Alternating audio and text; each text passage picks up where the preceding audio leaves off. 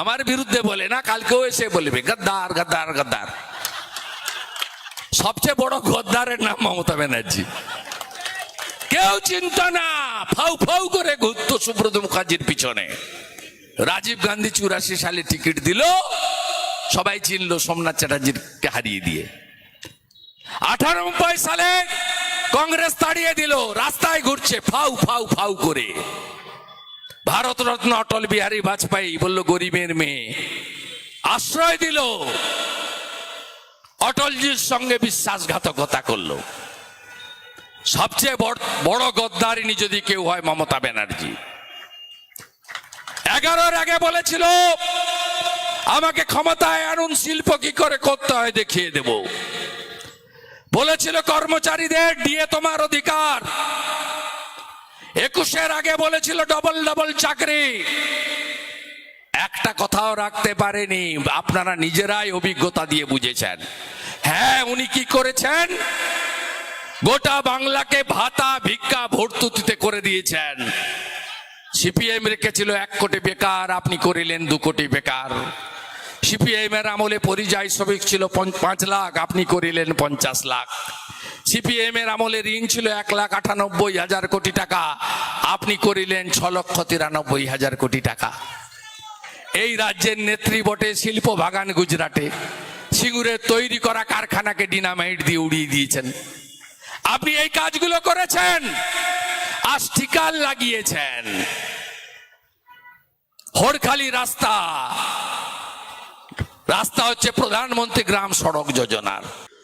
মানে মুখ্যমন্ত্রীকে চাঁচা ছোলা ভাষায় আক্রমণ করলেন রাজ্যের বিরোধী দলনেতা শুভেন্দু অধিকারী। সেই ভিডিওটা আপনারা দেখলেন। তো তিনি পরিষ্কার বললেন যে আমি যখন 2021 সালের পর যখন বিজেপিতে আসি, তৃণমূলের এমন কোনো নেতা নেই যারা গদ্দার এই নামটা বলেননি। তো তিনি বললেন যে সব থেকে যদি বড় কেউ গদ্দার হয়ে থাকে তার নাম মমতা ব্যানার্জি। কেন, তারও তিনি ব্যাখ্যা দিলেন। তিনি বললেন যে যখন মমতা ব্যানার্জিকে কেউ চিনত না, তখন তাকে আশ্রয় দিয়েছিলেন বিজেপিরই অটল বিহারী বাজপেয়ী। মানে ভারতরত্ন তিনি পেয়েছেন অটল বিহারী বাজপেয়ী। তারপরে ঘটনা তো আপনারা সবাই জানেন, সেখান থেকে তিনি রেলমন্ত্রী হন। তারপরে তিনি কংগ্রেসের হাত ধরে পশ্চিমবঙ্গে ক্ষমতায় আসেন। পশ্চিমবঙ্গে যখন তৃণমূল ক্ষমতায় এসেছিল তখন কিন্তু একা আসেনি, তার সাথে জোট ছিল কংগ্রেসের।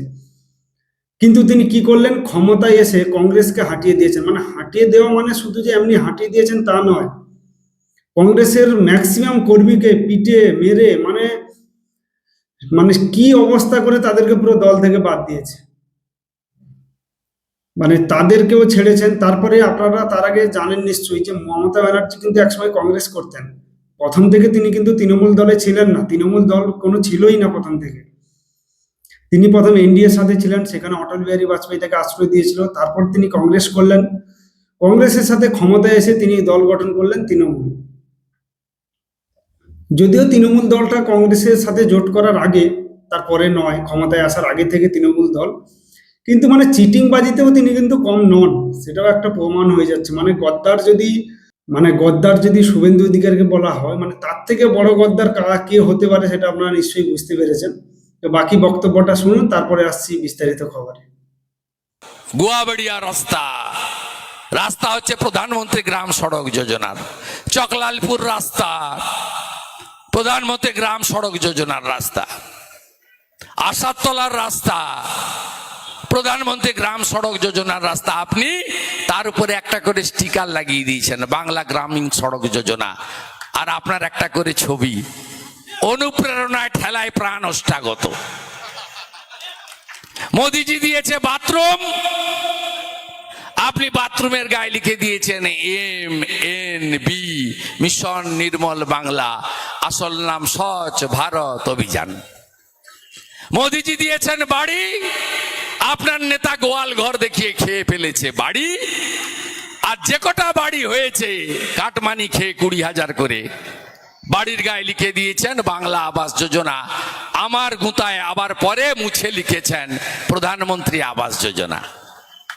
মোদিজি দিচ্ছে নলবাহিত জল, আপনার পঞ্চু লাগিয়ে ফিতা কাটছে আপনার ছবি লাগিয়ে, বলছে জল স্বপ্ন, নাম হচ্ছে জল জীবন মিশন। আপনি মোদিজি দিচ্ছে 82 কোটি লোককে রেশন, বাংলার 7 কোটি লোক পায় মাথা পিছু 5 কেজি করে চাল বা গম, চাল বা আটা, আর আপনি বস্তার উপরে হাঁড়ি চিহ্নে ভোট দিন লিখে দিয়েছেন খাদ্য সাথী। এর নাম প্রধানমন্ত্রী অন্ন সুরক্ষা যোজনা। আপনি বলছেন আমি কন্যাশ্রী দিয়েছি, আরে কন্যাশ্রীর টাকা ভারত সরকার দেয়, নাম বদল করেছেন, নারী ও শিশু কল্যাণ দপ্তরের টাকা। এসএইচজি গ্রুপের মায়েরা বছরে 5,000 টাকা করে রিভলভিং ফান্ড পায়। এসএইচজি গ্রুপের মায়েরা মোদিজি আসার আগে 10% ভর্তুকি পেত, এখন 30% ভর্তুকি পায়। মোদিজি আসার আগে 4% সুদে টাকা নিত মহিলা এসএইচজি গ্রুপ, এখন 2% ইন্টারেস্টে মোদিজি টাকা দেয়। আর আপনি মহিলাদেরকে ধমকান মিছিলি যাবে না মানে। আপনারা শুভেন্দু অধিকারীর বক্তব্যটা শুনলেন। তিনি পরিষ্কার বললেন যে ওকে কেউ চিনত না, রাস্তায় ফেউ ফেউ করে ঘুরে বেড়াতো, তাকে আশ্রয় দিয়েছিলেন অটল বিহারী বাজপেয়ী। আর সেখান থেকে তিনি আজকে কংগ্রেসের সাথে জোট করেছিলেন, তাদেরকেও লাথি মেরে তাড়িয়েছেন। তবে শুভেন্দু অধিকারী এটাও পরিষ্কার করলেন যে আমি যতদিন আছি ওনার দম আমি পুরো ঢিলে করেই ছাড়ব। যাই হোক, তিনি তীব্র কটাক্ষ করলেন মমতা ব্যানার্জিকে এবং এটাও বললেন যে কেন্দ্র সরকারের যতগুলো প্রকল্প রাজ্য সরকার তা প্রত্যেকটা নিজের নামে চালিয়ে নিচ্ছে। মানে আপনারা তো দেখেছেন, যেটা প্রধানমন্ত্রী গ্রামীণ সড়ক যোজনা সেটা বাংলা সড়ক যোজনা এরকম নাম দিয়ে দেয়, বা নির্মল মিশন বাংলা এরকম কিছু একটা নাম ফাম দিয়ে দেয়। মানে এরা কি করে যে এখানে বোধহয় কেউ নেই রিপোর্ট পাঠানোর মতো। কিন্তু তিনি জানেন না যে 2021 সালের পর থেকে একজন এসছে পুরো ধোঁয়া বের করে ছেড়ে দেবে, এবং সেটাও হচ্ছে। দেখা যাক পরবর্তীতে কি হয়। প্রতিবাদ সবাই করছে, ইনিও করছেন, সাধারণ মানুষ থেকে জনগণ সবাই প্রতিবাদ করছে যাতে এই রাজ্যের অন্তত একটু ভালো হয়। কি হবে না হবে জানা নেই, তবে পরবর্তীতে দেখা যাক কি হয়। সবাই ভালো থাকবেন, সুস্থ থাকবেন।